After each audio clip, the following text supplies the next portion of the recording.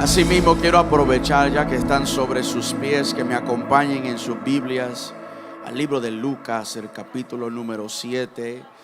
Y mientras usted se va ubicando, reciba un caluroso saludo de parte nuestro.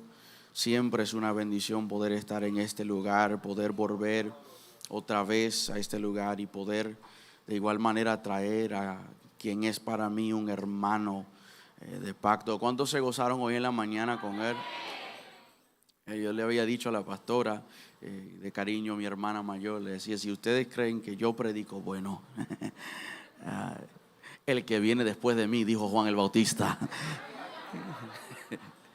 Él es mi hermano de pacto. Un día puedo sentarme con ustedes a contarles todo lo que nosotros hemos vivido, pero sí puedo decir públicamente lo que siempre en privado le digo, que él es mi hermano y honro la vida de él y lo que Dios está haciendo con él. Amén. Lucas capítulo 7, quiero arrestar su atención al verso número 11 en adelante. Recibo un caluroso saludo de parte de mi amada esposa Ana y de mis 3 hijas, Anaya, Amalia y Alana. Ellos envían sus saludos a ustedes. ¿Lo tenemos todos? Dice así la palabra del Señor, verso 11, Lucas capítulo 7. Aconteció después que él iba a la ciudad que se llama Naín, e iba con él muchos de sus discípulos y una gran multitud. Y cuando llegó cerca de la puerta de la ciudad, he aquí que llevaba a enterrar a un difunto, hijo único de su madre, la cual era viuda, y había con ella mucha gente de la ciudad.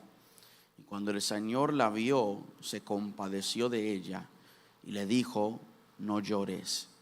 Y acercándose, tocó el féretro, y los que lo llevaban se detuvieron. Y dijo: joven, a ti te digo, levántate. Entonces se incorporó el que había muerto y comenzó a hablar, y lo dio a su madre. Y todos tuvieron miedo y glorificaban a Dios, diciendo: un gran profeta se ha levantado entre nosotros, y Dios ha visitado a su pueblo. Y se extendió la fama de él por toda Judea y por toda la región de alrededor. Y cuando el Señor la vio, verso 13, se compadeció de ella y dijo: no llores. Y acercándose, tocó el féretro, y los que lo llevaban se detuvieron. Y al joven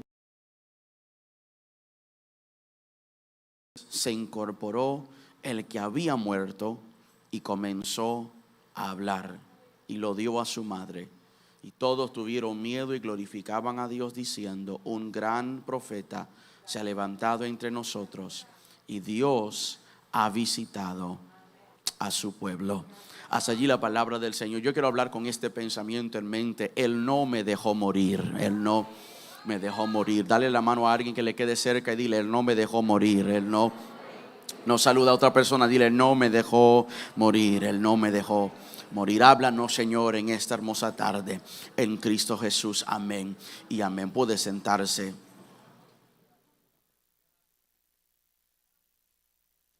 Y acercándose, tocó el féretro, y los que lo llevaban se detuvieron. Y dijo: joven, a ti te digo, levántate. Y entonces el que había muerto se levantó y lo dio a su madre. Él no me dejó morir. Mis queridos, los expertos en la supervivencia, los expertos en la superación, le dirían a nosotros que una persona que se queda solo o abandonado o perdido en un lugar desierta necesita por lo menos 4 cosas para poder sobrevivir. Número 1, necesitan refugio, necesitan agua, necesitan comida y necesitan esperanza. Los expertos en superación dicen que cuando alguien ha quedado solo y abandonado en un lugar, necesitan estas 4 cosas para poder ellos sobrevivir. Necesitan refugio, necesitan agua, necesitan comida, pero más que eso, necesitan esperanza.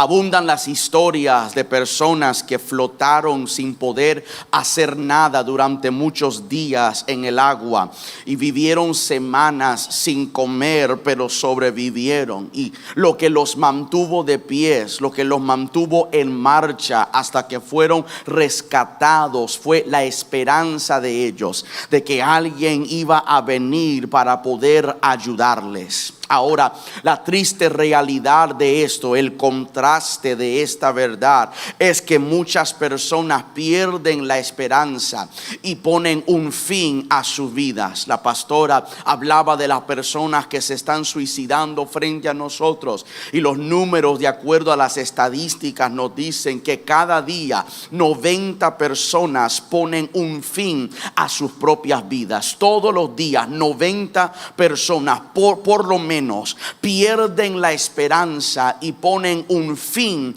a sus propias vidas. Repito, estas víctimas de la desesperanza tienen acceso a refugio, tienen acceso a comida, tienen acceso a agua, pero porque no tienen esperanza, ellos pierden la vida, pierden el control, pierden el deseo por continuar. Nosotros podemos vivir sin comida, podemos vivir sin agua, pero no podemos sobrevivir si no tenemos esperanza. Esta intangible necesidad de la vida que se llama la esperanza consiste en dos elementos: el anhelo por algo y la anticipación de su cumplimiento.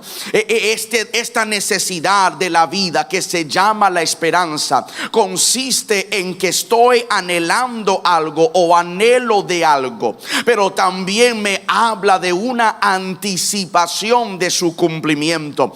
Abundan las historias, como dije, de personas como prisioneros de guerra que han sufrido sufrimientos indescriptibles y han sobrevivido porque se negaron a rendir a la expectativa de la liberación. Las parejas que no han tenido hijos se someten a extrañas y costosas baterías de procedimientos solamente con la esperanza de poder concebir a una criatura. Los estudiantes mantienen sus frentes en los libros y estudian toda la noche, día tras día, semana tras semana, mes tras mes, con la anticipación, la esperanza del día de la graduación, del día en que ellos pueden cruzar aquella plataforma y decir: por fin yo lo logré. Las personas desempleados también, algunos de ellos que han pasado ya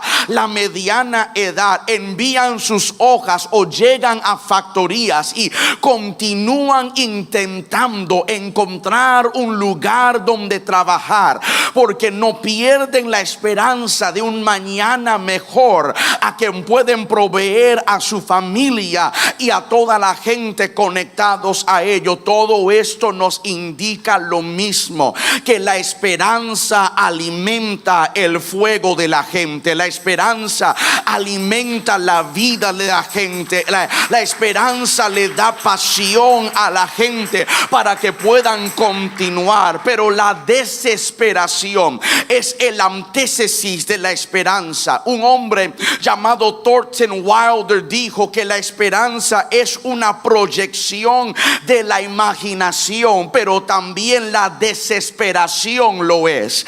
Muchas veces nos desesperamos por cosas que nosotros mismos fabricamos en nuestra mente. Muchas veces hay cosas frente a nosotros que ni son reales. Hay cosas frente a nosotros que no son tan grandes desafíos como nosotros imaginamos, pero porque no sabemos el por qué, no sabemos cuándo sucederá, no sabemos cómo es que hemos de lograrnos, nos desesperamos. Y muchas veces, estando muy cerca a nuestra bendición, estando muy cerca a la liberación, estando muy cerca a lo que Dios dijo que iba a hacer para nuestra vida, nos desesperamos.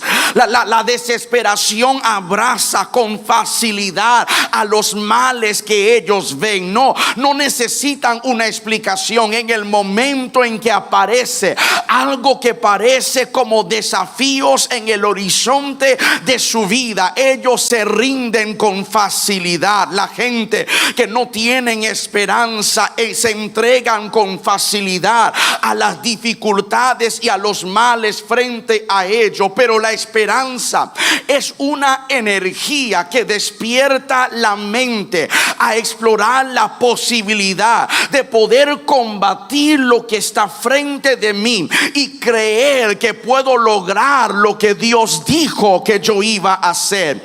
Sin esperanza, la desesperación te puede ahogar en la situación. Sin la esperanza, la dificultad puede abrumarte. Sin la esperanza, los desafíos pueden arrastrarse como tu víctima. Pero cuando nosotros sabemos que quienes confían en el Señor nunca están sin esperanza, los que esperan en el Señor, dijo Isaías, los que esperan en el Señor tendrán nuevas fuerzas, levantarán alas como águilas, correrán y no se cansarán, caminarán y no se fatigarán. Aquellos que sirven al Señor, que aman al Señor, que caminan con el Señor, sabe que van a venir momentos difíciles a su vida, pero nunca están sin esperanza, porque cada vez que la vida comienza a ponerse difícil, Dios está pronto para llegar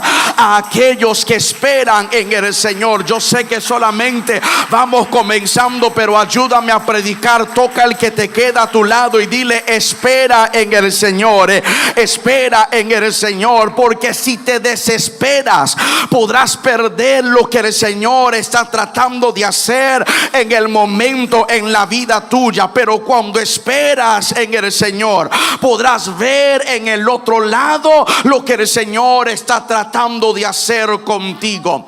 El proverbista habló acerca de esto, porque en el capítulo 13 del libro de Proverbios y en el verso número 12, él dice que la esperanza diferida enferma al corazón, pero cuando llega el deseo es un árbol de vida. Lo repito, él dice que la esperanza diferida enferma el corazón, pero cuando llega el deseo es un árbol de vida. ¿Qué quería decir el proverbista cuando él habla de la esperanza diferida que enferma el corazón? Él está diciendo que cuando el cumplimiento de algo se demora por mucho tiempo, eso comienza a afectar nuestro corazón. Qué triste que nosotros tenemos fe para creer que Dios puede hacer cosas, pero también dudamos en la habilidad de Dios poder hacerlo. Cuando Dios te dice algo, pero no se cumpla en el tiempo que tú has anticipado, cuán rápido somos nosotros a cuestionar al plan y el propósito de Dios, porque no hemos aprendido a esperar en el tiempo de Dios. Pensamos que el Señor se ha olvidado de nosotros y nos enfermamos en el corazón. Eso es algo poderoso. Pedro dice: el Señor no retarda su promesa, según entendemos la tardanza. ¿Sabe lo que Pedro está diciendo? Que lo que tú llamas una demoración no es demora para Dios. Él está diciendo que Dios cumple su promesa según nosotros entendemos el tiempo. O sea, que en palabras sencillas, para entender el cumplimiento de Dios, tienes que entender el reloj de Dios. Si el reloj de Dios no trabaja al mismo tiempo tuyo, cuando Dios dice algo, su palabra dice que en Él todas las promesas son sí y son amén. Desde el momento en que sale de los labios del Señor, ya Dios ha cumplido lo que Él ha dicho. Pero como Él vive en eternidad y tú vives en el tiempo, el cumplimiento de esa jornada de la palabra eterna al lugar donde tú estás es allí donde se demora. Pero si tú no sabes cómo esperar, muchas veces vas a pensar que Dios te está diciendo no, cuando Dios solamente te está diciendo espera. ¿Cuántos de nosotros somos padres aquí? ¿Cuántas veces has ido a una tienda con sus hijos y ellos han estado interesados en un artículo, en un juguete, en un algo, y ellos se te acercan y dicen: papi, cómpramelo, mami, lo quiero? ¿Qué es lo que tú le dices? Ahora no, espere un momento que estoy buscando algo. Y ellos se tiran a llorar porque ellos han interpretado la espera como una negación. Ellos han interpretado el no es el momento como que nunca se lo vas a entregar. Pero Dios nos está diciendo que cuando yo te hago esperar, no es que no te voy a darlo, es que quiero que aprendas a mi tiempo. Porque cuando se manifiesta en mi tiempo es cuando vas a valorarlo mejor. Porque si lo que te viene fácil, nunca lo vas a valorar. Pero cuando tuviste que llorar por eso, trabajar por eso, orar por eso, pelear por eso, entonces podrás valorar aún más lo que Dios te ha entregado. La esperanza diferida enferma al corazón. Cuando algo no se cumple, qué triste es para nuestro corazón. Disimula, mire para acá, pero muchos de nosotros conocemos 2 o 3 personas a quienes le decimos: voy a estar allí a cierta hora, o espéreme en este lugar, y ellos nunca cumplen con lo que ellos dicen. Usted conoce 2 o 3 personas de las que te dicen: yo voy a estar listo a esa hora, y cuando tú le marcas a esa hora apenas se van comenzando. Y porque nosotros pensamos de esa manera, muchas veces nos es difícil de creer a lo que Dios dice, porque tratamos de medir a Dios de la misma manera en como medimos a la gente. Porque como la gente no sabe cumplir su palabra, nosotros pensamos que Dios tampoco es capaz de cumplir su palabra. Pero Él dice: yo no soy hombre para arrepentirme, ni hijo de hombre para volver atrás. Lo que yo dije lo voy a llevar al cumplimiento. Y el proverbista nos enseña que cuando algo es cumplido, que cuando llega el deseo cumplido, se convierte en un árbol de vida para nosotros. O sea, que la esperanza sostiene al corazón. La esperanza tiene la fuerza para mantener el corazón creyendo de que Dios continuará haciendo lo que Dios ha dicho. Dios nos hace una promesa. La fe cree en la promesa y la esperanza anticipa aquella promesa. Y una vez que ha anticipado la promesa, entonces la paciencia lo espera en silencio. Este es el módulo de la Biblia. Esto es lo que vemos en las páginas de las Escrituras. Dios te hace una promesa, la fe lo cree, la esperanza lo anticipa y la paciencia lo espera. Abraham fue llamado padre de nación. Sin embargo, la Biblia dice que él tuvo que esperar por mucho tiempo. Él tuvo que soportar pacientemente hasta que por fin obtuvo la promesa. Pero si él se hubiese desesperado aún más, hubiera arriesgado aquello que el Señor tenía para con la vida de él. Hoy yo tengo que hablar con gente que están al borde de la desesperación, hablar con gente que han estado escuchando cosas de Dios pero no se han manifestado todavía. Hoy el Señor me trajo a hablarte, a decir: sigue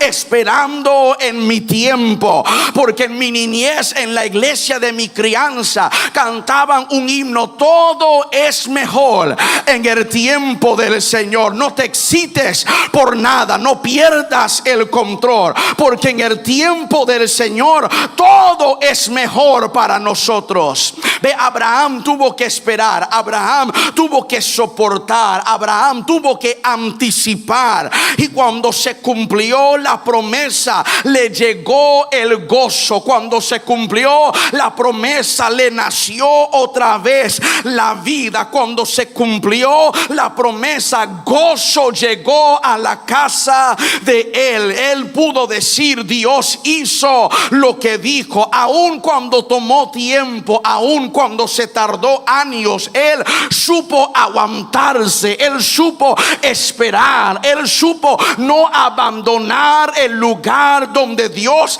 se lo había prometido. Y eventualmente Isaac llegó a la vida de él. Esto es lo que Dios quiere de nosotros. Dios desea de nosotros que esperemos en el tiempo de él. Esto de la desesperación, esto de la esperanza, es lo que se ve en este capítulo completo. Cuando nosotros comenzamos a abarcar el capítulo completo del libro de Lucas, capítulo 7, en este capítulo solamente vemos a Jesús que enfrenta a las miserias o a la desesperación de un siervo, de una viuda, de un profeta y de un pecador. En este mismo capítulo vemos como Dios trata con estas cuatro personas que en diferentes lugares de su vida, en diferentes etapas de la vida, se habían torpado con un momento de desesperación, pero porque Dios es nuestra esperanza, porque Dios podemos confiar en Él. Cuando la desesperación nos llega, Él llega a nosotros para traernos esperanza fresca. Entienda, nuestra esperanza es restaurado cuando recordamos que nuestro Dios no es obstaculizado por lo que a ti te obstaculiza. Nuestra esperanza es restaurado cuando entendemos que Dios no es limitado por lo que tú eres limitado, que lo que a ti te hace sentir impotente, a Dios no le hace sentir impotente. Él dice: yo soy el Dios que puedo hacer las cosas más imposibles. Cuando piensa que ya no hay remedio ni recurso, cuando piensa que ha llegado al final de usted mismo, es allí donde yo entro y llego y comienzo a ser glorificado en tu vida. Ve, la esperanza en nuestra vida, la esperanza permanece cuando aceptamos como una verdad que aunque no podemos ver a Dios, ni escucharlo, ni tocarlo, Él está trabajando arduamente en nuestra vida. Va a haber momentos, va a haber temporadas, van a haber ocasiones donde va a parecer que Dios es inactivo, pero Él sí está trabajando. Va a haber momentos donde vas a pensar que Dios ha guardado silencio, pero la verdad es que Él se está moviendo a favor tuyo. La esperanza nuestra puede permanecer cuando sabemos que Dios siempre se mueve a nosotros a encontrarnos en el punto de nuestra necesidad. Esta historia nos enseña que cada milagro de Jesús es diferente a otro. Esta historia nos enseña que cada cosa que hace Dios lo hace diferente. O sea, que Dios no repite las mismas cosas, que Dios tiene una particularidad diferente, de que como Dios se movió ayer, no es como se va a mover hoy. De como Dios te habló la semana pasada, no es como Dios te va a hablar hoy. Dios todos los días tiene un obrar distinto, tiene una manera manera diferente de hacer las cosas. Dios no repite el mismo mover. Él hace cosas nuevas. Esto lo vemos en la Biblia. Cuando quiso sanar a un ciego, a él le habló, pero cuando le llegó otro ciego, a él se le escupió. Cuando Dios quería levantar a un muerto, a uno le habló, pero a otro lo tocó. ¿Por qué? Porque Dios no trabaja de la misma manera. A Moisés, la primera vez que enfrentó la peña, le dijo: agolpéalo, pero la segunda vez le dijo: háblalo. Cuando Dios primero le dio las tablas, primero Dios los escribió, pero la segunda vez Moisés los escribió, porque Dios no obra de la misma manera. La primera vez que los discípulos pescaron, se les rompió la red. La segunda vez que pescaron, no se rompió la red, porque Dios trabaja de manera diferente. Toca al que está a tu lado y dile: Dios no se repite. Dios no se repite. Cuando creó el mundo, usó sus palabras. Cuando creó al hombre, usó el polvo. Cuando creó a la mujer, usó el hombre. Y cuando creó al niño, usó a la mujer. Porque Dios no hace lo mismo. Él no repite algo. Es más, cuando Dios te hizo a ti, después que te creó a ti, rompió el molde, porque no hay nadie como tú. Yo no canto como tú, pero tú no predicas como yo, porque yo soy único. Cada milagro de Jesús era diferente. Dios no obraba de la misma manera en el mismo lugar. Aunque enfrentaba la misma necesidad, todavía trabajaba de una manera diferente. Y esto lo vemos en esta historia. Dios tiene una manera diferente de realizar las cosas. Eso nos comprueba esta historia. Pero también el apóstol Pablo y el apóstol Pedro en sus cartas nos habla de la sabiduría de Dios, de la gracia de Dios, de la multiforme manera en cómo Dios se manifiesta y cómo Dios actúa. A Dios no se le puede descifrar. A Dios no lo podemos poner en una caja. A Dios no le podemos encuadrar. Él no va a obrar de la misma manera. Cada vez que tú piensas que tienes a Dios descifrado, Él dice: déjame sorprenderte con otra cosa. Cada vez que tú piensas que así es como Dios se mueve, Dios dice: tú no has conocido mi totalidad completo. Cada vez que tú piensas que has entendido a Dios, Dios dice: mis pensamientos no son tus pensamientos. Cada vez que sabes a dónde es que Dios te está llevando, el GPS te recalcula y te dice: mis caminos no son tus caminos, porque Dios trabaja de maneras diferentes. Y esto lo vemos en esta historia. La historia comienza diciéndonos en el capítulo 7 del verso 1 que Jesús había llegado a cierto lugar en Capernaum, y se le acerca un hombre que era un centurión, y este centurión llegó con un propósito. Tenía un criado en su casa que estaba al borde de la muerte, una enfermedad que lo había afectado y necesitaba de emergencia que el Señor hiciera algo por él. Hago el paréntesis: hay alguien aquí que nunca ha sentido que necesito a Dios urgentemente. Nunca le ha llegado esos días y momentos donde, si Dios no hace algo ahora, no sé cómo se va a solucionar esta situación. Pues el centurión sabía eso. Llegó al único que podía ayudarle con urgencia. Llegó al único que tenía el poder para solucionarlo en el momento.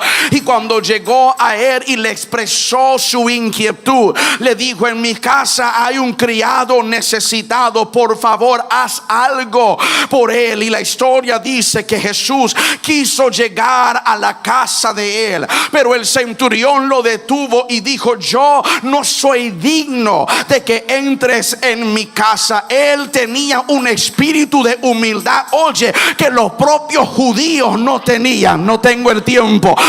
Ellos que eran el pueblo de Dios, y él que no era parte parte del pueblo, y él tenía más humildad que los mismos que caminaban con el Señor. Qué triste que nosotros que decimos que somos los ungidos de Dios y escogidos de Dios, pero no tenemos la humildad que nuestro Señor haya tenido. Este centurión, aunque era un hombre de prestigio y de influencia, reconoció que su título le caía corto cuando estaba a la presencia del Señor. Usted no me escuchó, míreme para acá. Él sabía que él tenía cientos de soldados bajo su mando, pero cuando él estaba cara a cara con el Señor, lo que él hacía y quién él era no importaba frente al Señor. Déjame decirte algo, mi amado líder, pastor, evangelista que está aquí. Cuando tú estás en la presencia del Señor,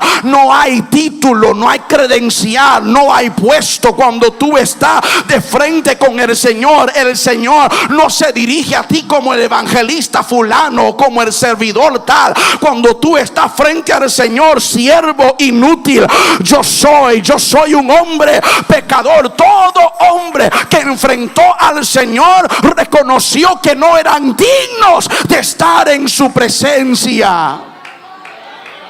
El centurión dijo: no, yo no soy digno de que entres, pero solamente di la palabra. Good God. Y mi criado se sanará. Él dijo: tú no tienes que llegar a mi casa, tú solamente tienes que lanzar la palabra. Jesús fue el primero que transmitió un mensaje. Antes de pandemia, antes de redes sociales, Jesús fue el primero que envió una palabra a una distancia. ¿Por qué? Porque el centurión entendía autoridad, y más que autoridad entendía el poder de una orden. Él comenzó a explicar el secreto a Dios. Él dijo: yo soy un hombre de autoridad y yo tengo gente bajo de mí que yo les envío y ellos van, yo les mando y ellos llegan, pero también yo soy un hombre que estoy bajo autoridad, y cuando a mí me mandan a buscar, yo vengo. Y si eso es aquí en la tierra, cuánto más tú que eres el creador del universo.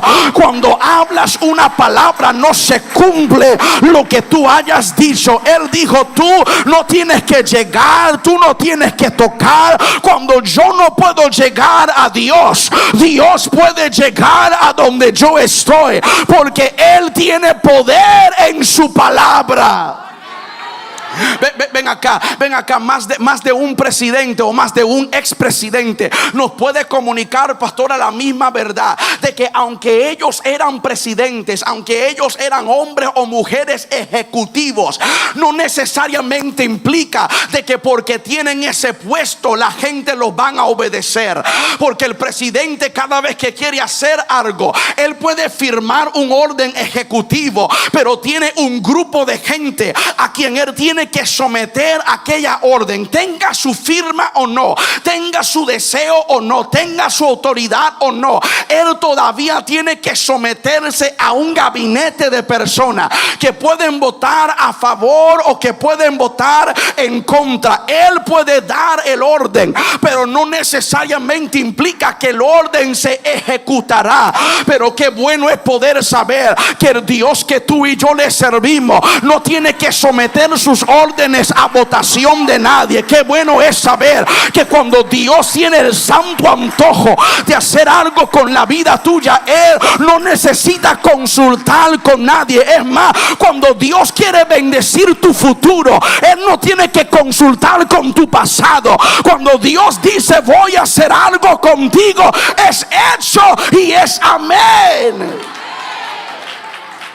Dios tiene poder en su palabra para que en el momento en que es hablado algo, es llevado al cumplimiento. Y este centurión lo entendía. Él decía: tú no tienes que llegar hasta allá, lo único que tienes que hacer es hablar la palabra. Yo soy de los que creo en el poder de la declaración. La Biblia nos enseña, tanto como este centurión, como en un sinnúmero de lugares, que cuando nosotros confesamos y declaramos con nuestra boca se puede hacer hecho en la tierra como en el cielo.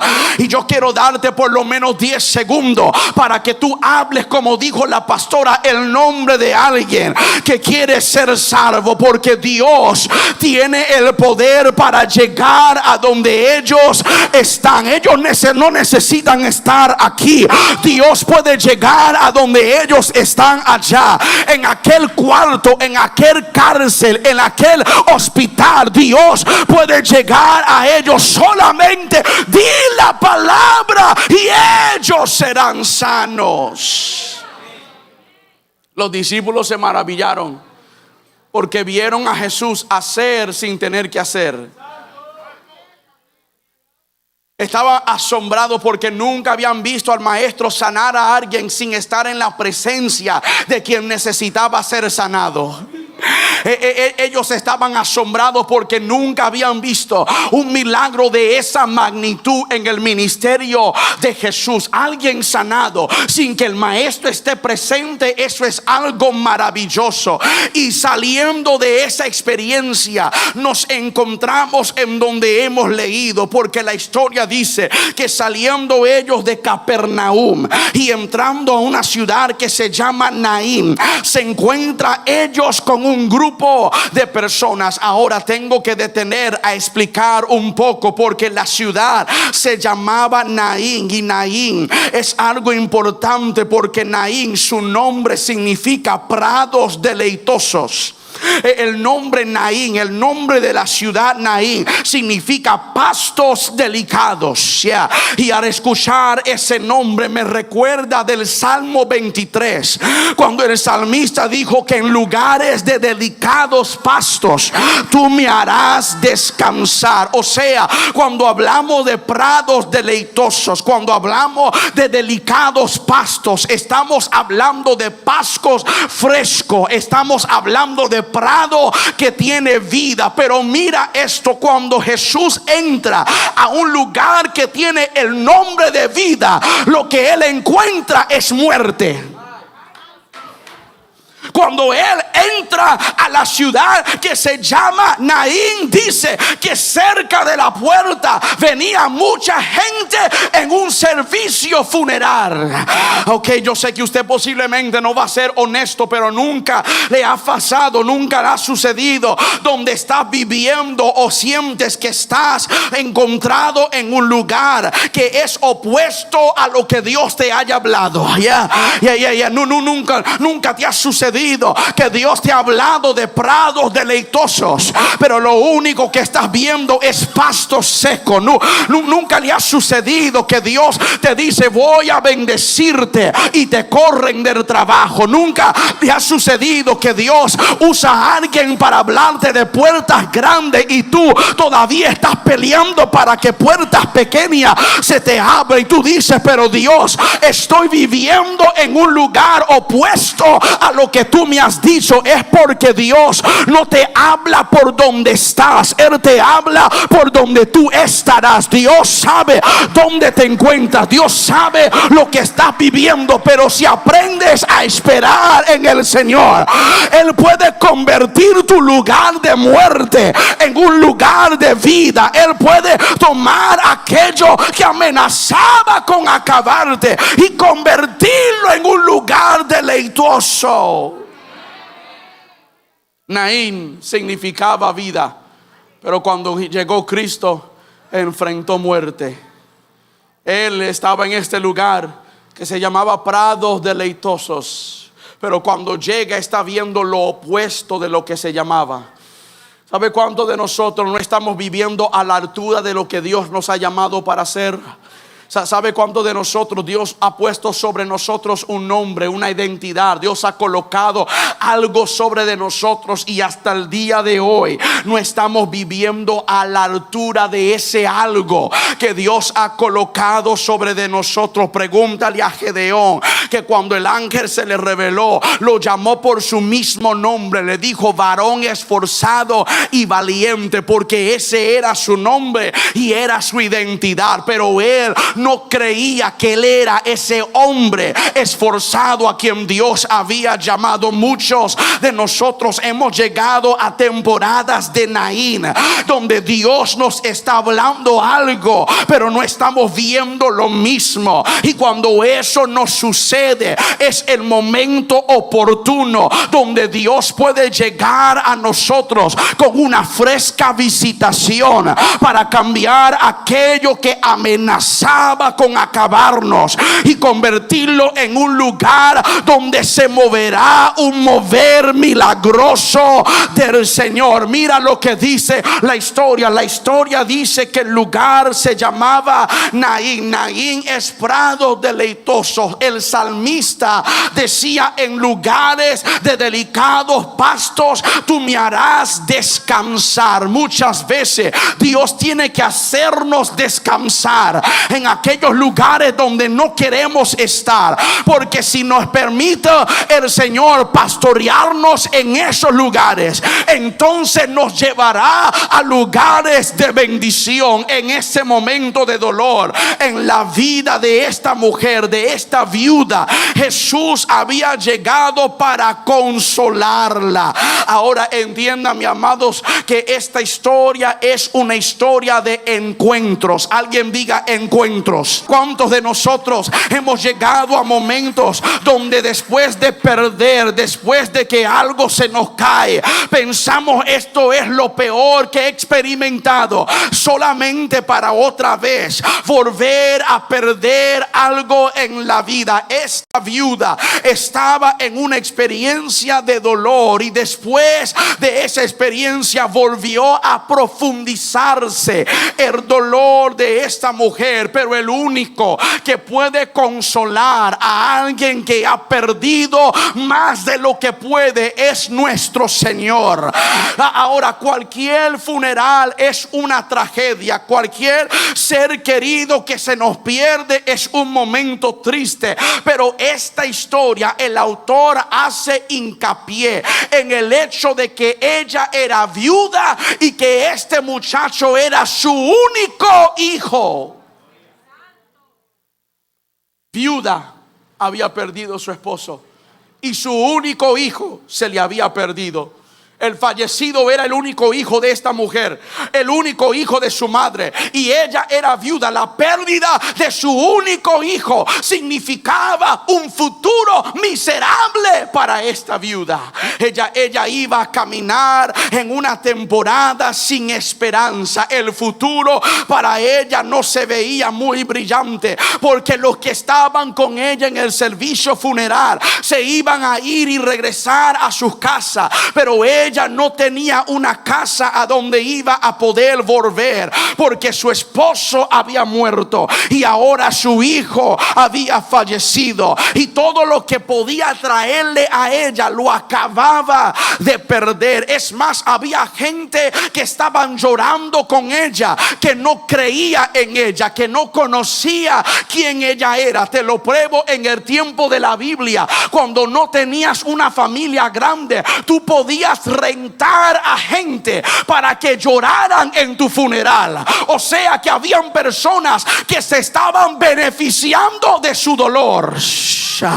Había gente que estaban ganando de su pérdida. Había gente que estaban caminando con ella, pero realmente no estaban interesados en ella, sino interesados en lo que podían sacar de ella. Tengo que hablar con alguien, porque muchas personas se aprovechan de tu momento de vulnerabilidad. Hay personas que esperan cuando estás en un momento débil para acercarse a ti con el único propósito de sacar una ganancia de eso. Ellos creen que la única forma en que ellos avanzan es si tú caes. Ellos piensan que la única forma en que ellos pueden recibir es cuando tú estás perdiendo. Pero el Señor había llegado a ese lugar para romper romper ese ciclo maldito de muerte en su casa y de gente aprovechándose de ella. Él había llegado para despedir a todos quienes lloraban por ganancia y poder traerle a ella la única esperanza que necesitaba.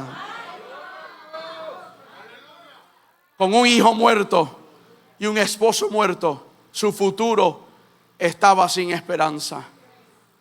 Mi queridos hermanos, usted tiene que ser literalmente ciego para no darse de cuenta que en estos tiempos en que estamos viviendo, nuestro futuro está en riesgo. El futuro, si no te has dado de cuenta al leer la noticia, al ver en los periódicos, a escuchar lo que sucede a nuestro alrededor, es como si el enemigo ha puesto un blanco sobre nuestros jóvenes, ha puesto un blanco sobre nuestros hijos, ha puesto un blanco sobre nuestros niños, porque él sabe que ellos son la iglesia de hoy. Él sabe que son los predicadores del momento. Él sabe que los mejores predicadores no han predicado todavía, porque están todavía levantándose, y él sabe que si quiero destruir a la iglesia, tengo que atacar a su futuro. Por eso los que más han muerto en las calles, las pandillas, las balaceras que han sucedido en nuestras escuelas, han sucedido con personas de 30 para abajo, porque él sabe que si yo ataco al futuro, la iglesia está sin esperanza. Él sabe, si destruyo a la niñez, si destruyo a la adolescencia, entonces no podrá avanzar las familias, la comunidad y la iglesia. Pero hoy Dios me levantó a hablar con padres en este lugar, a dejarte saber: tú eres quien forja el futuro de tus hijos. Tú no necesitas a un profeta que te ponga la mano. Tú no necesitas a un pastor que vaya a tu casa y que ore por tus hijos. Tú eres el profeta de tu casa, y tú puedes declarar sobre tus propios hijos la grandeza del Señor. Por eso los hombres de la Biblia, antes de que ellos partían de la existencia, llamaban a todos sus hijos, los reunían en su casa y desde su cama declaraba: tú vas a ser rico, y a ti te van a servir otras naciones, y tú vas a conquistar reinos, porque ellos sabían: yo tengo el poder de forjar un futuro. Yo estoy buscando a madres en este lugar. Yo estoy buscando a padres guerreros que digan: mis hijos no se van a perder en las calles, mis hijos no van a ser llevados por la violencia. A mí no me interesa lo que dicen las estadísticas. Yo creo que mis hijos serán predicadores, serán empresarios, serán misioneros, viajarán el mundo.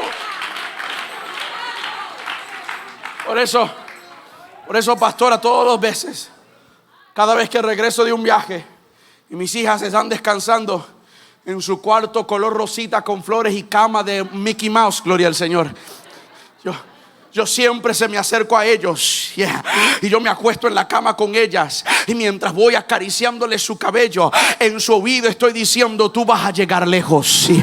Yo pongo manos sobre de ellas y digo: lo que mami sufrió, tú nunca vas a sufrirlo. Yo pongo manos sobre de ellas y digo: las riquezas que papi tiene se aumentarán para ti, porque yo sé que Dios me ha colocado en ese lugar para declarar sobre el futuro de mis hijos. Habrá un padre en este lugar que diga: mi hijo, yo voy a cuidar de él, voy a profetizar sobre de ellos, porque ellos es el futuro de nuestros días. Era necesario que Jesús llegara a este funeral, porque si no llegaba, el futuro de esa familia estaba en riesgo. ¿Quién cuidaría de la mujer? ¿Quién continuaría el legado? ¿Quién cargaría el nombre de la familia? Y cuando él llega para encontrarse con una multitud. Les dije que la historia es una historia de encuentro. Se encuentra el dolor humano con el consuelo divino, pero también es un encuentro de dos multitudes. Es un encuentro de dos multitudes, porque está la multitud que viene con Jesús Y está la multitud que viene con la viuda. Está la multitud que está saliendo de Capernaum hacia Naín. Y está la multitud que está saliendo de Naín hacia el cementerio. El grupo de Jesús viene con gozo. El grupo de la viuda viene con tristeza. El grupo de Jesús viene con celebración. El grupo de esta viuda viene con amargura. Cristo se dirige a la ciudad. Ella se dirige al cementerio. Pero cuando ellos se encontraron en esa puerta, se habían encontrado con el propósito de él intervenir en aquel lugar donde ellos estaban. No era solamente un encuentro de dos multitudes, sino que también era un encuentro de dos hijos únicos. El hijo único de la viuda, pero también el hijo unigénito del padre. Uno estaba muerto pero destinado a vivir, y otro estaba vivo pero destinado para morir. Él había encontrado a esta mujer para darle a ella lo que él iba a traer a todo el mundo. Se acerca, le dice: no llores. Cada vez que Jesús llega a un funeral, Yesenia, deja de ser un funeral. Cada vez que Jesús aparece a un funeral, deja de ser un funeral. Pregúntale a Jairo, porque le enviaron un mensajero a decir: ya no moleste más al maestro, porque tu hija ya no está enferma, tu hija ha muerto. Hago el paréntesis: el enemigo siempre te enviará un mensajero para tratar de persuadirte a abandonar lo que Dios quiere hacer en la vida tuya. No fue un mensajero que llegó a Job para dejarle saber que sus hijos habían muerto. No era un mensajero que envió Jezabel a Elías para dejarle saber: mañana voy a hacer contigo lo mismo. Cada vez que vas rumbo a un milagro, el enemigo siempre te envía un mensajero, pero ese mensaje es solamente confirmación que hay un milagro que viene de camino. Good God. Te sacude a alguien y dile: ignore el mensaje y crea al milagro. Ignore al mensajero y crea al milagro de Dios. Jairo, no molestes al maestro, porque ya tu hija no está enferma. Tu hija muere.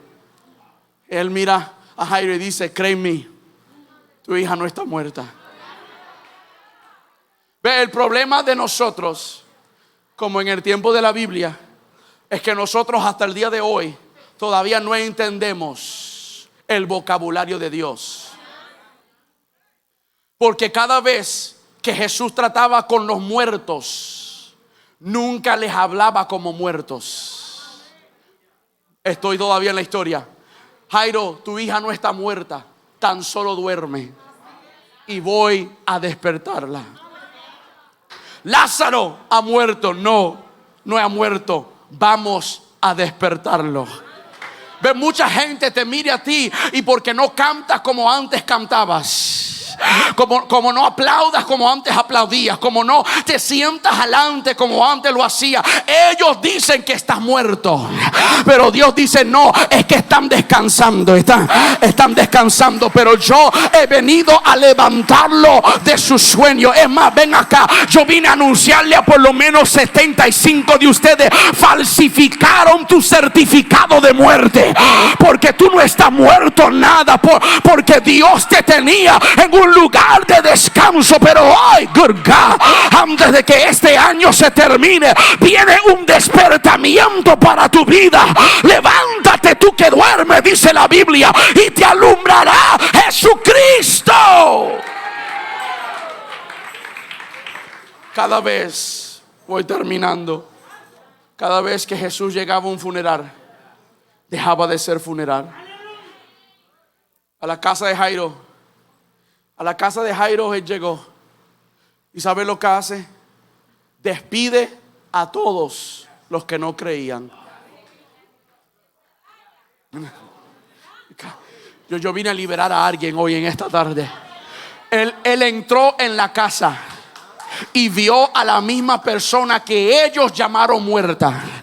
Y él le preguntó a todos los que estaban allí, otra vez habían rentado a gente a llorar. Él entró y dijo: ¿para qué todo este llorisqueo? Es más, todo el que no cree que ella se puede levantar, allí está la puerta. Ajá. Yo vine hoy a servirle carta de despedida a toda persona que tiene incredulidad. Hoy yo vine a hablar sobre de tu vida, que Dios te está dando la autoridad para ponerte en un lugar solitario hasta que conectes con personas que creen como tú crees, que hablan como tú hablas. De todos los que estaban en la casa, los únicos que se quedaron fueron los padres de la hija, Jesús, Pedro y Juan. O sea que de los 12, 2 creyeron en Jesús. Porque no todo el mundo que está de tu esquina está de tu lado.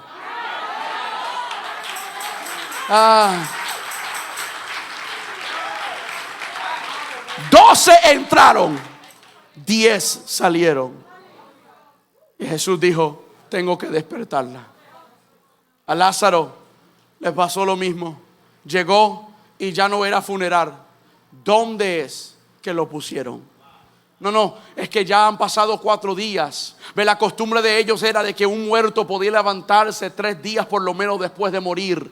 Pero él tenía que tardarse para cumplir y enseñarle a ellos que no es de acuerdo a tu conocimiento, no es de acuerdo a tu tradición. Muchas veces Dios se demora para violar tu tradición. Yo no tengo el tiempo. Muchas veces Dios se tarda para quebrantar tu tradición. Muchas veces Dios toma su tiempo para que tú dejes de pensar en una manera de encuadrarlo a Él y hacerlo no a tu manera ni a tu tiempo, sino hacerlo a la manera de Dios. Eran encuentros. 2 multitudes se encontraron. 2 hijos únicos se encontraron. 2 dolores se encontraron. El dolor de esta viuda y el varón de dolores. El varón de dolores, cuando el Señor la vio, se compadeció de ella. Él sintió el dolor de ella en su corazón. La compasión se define como sentir tu dolor en mi corazón. Dios quiere que nosotros seamos personas que nos movamos por compasión y no por pena, porque la pena no ministra, la pena no tiene la capacidad de ayudar, la pena solamente reconoce pero no se mueve. Pero cuando tú eres movido a compasión, tú le das a los que están hambrientos, tú le das a los que están solos, movido por compasión. Cada milagro que Jesús hacía, lo hacía movido por compasión. Porque la compasión no se mide, la compasión se ministra. En este capítulo completo, Jesús encontró a personas con desesperación y su compasión les ministró a todos ellos. Ellos no tenían la capacidad de hacerlo. Él lo hizo por él mismo. Nadie llamó a Jesús a llegar a este funeral. Jesús, movido por su propia agenda, llegó a esta mujer. Él llegó a donde ella estaba para poder levantar a su hijo del lugar donde él estaba. Cuando él llegó, el varón de dolor sintió el dolor de aquella mujer. Qué bueno es saber que le servimos a uno, como dice Hebreos, que no tenemos un sumo sacerdote que no puede compadecerse de nuestras debilidades, sino uno que fue probado en todo, mas sin pecado. El Dios que tú le sirves no está fuera de conexión con tu realidad. Él sabe cuando tú lloras porque Él lloró. Él sabe cuando tú sufres porque Él sufrió. Él sabe cuando te frustras porque Él estaba frustrado, pero Él lo padeció todo para poder infundirte a ti en tu momento de necesidad todo lo que tú requieres para ese momento.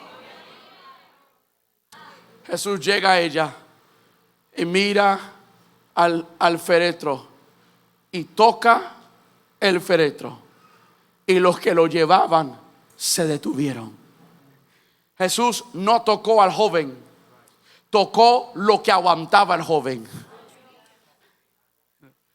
Jesús no tocó al joven, puso sus manos sobre lo que aguantaba al joven.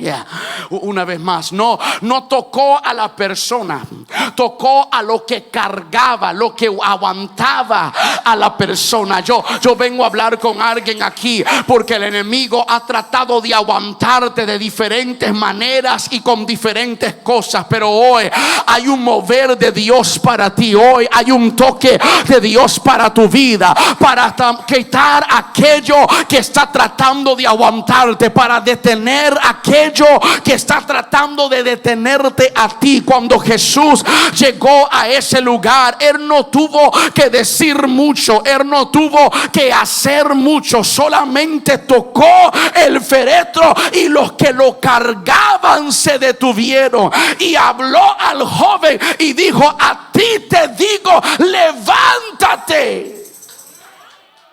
Porque Jesús hablaba a los muertos como si estuvieran vivos. Lo que Romanos dice: llamar las cosas que no son.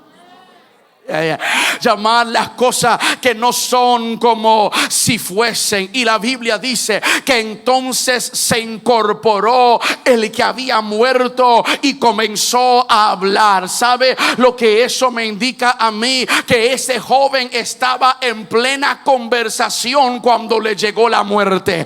Eso me indica que este joven estaba tratando de decir algo que la muerte estaba tratando de impedir. ¿Sabe cuánto de nosotros Dios ha colocado algo en ti? Dios ha puesto algo en tus labios. Dios te ha dado un tipo de mensaje que el enemigo no quiere que tú lances, porque Él sabe que si tú hablas aquello que Dios ha puesto en ti, que si tú escribes aquello que Dios ha puesto en tu corazón, si tú comunicas aquellas cosas que el Señor te está enseñando, vas a desentronar todas sus fuerzas. Por eso la amenaza sobre de tu vida no es lo que tienes, es lo que cargas. La amenaza sobre de tu vida no es las cosas que posees, sino aquello que Dios quiere que tú comuniques. Pero cuando Jesús llegó a ese lugar y levantó a aquel joven,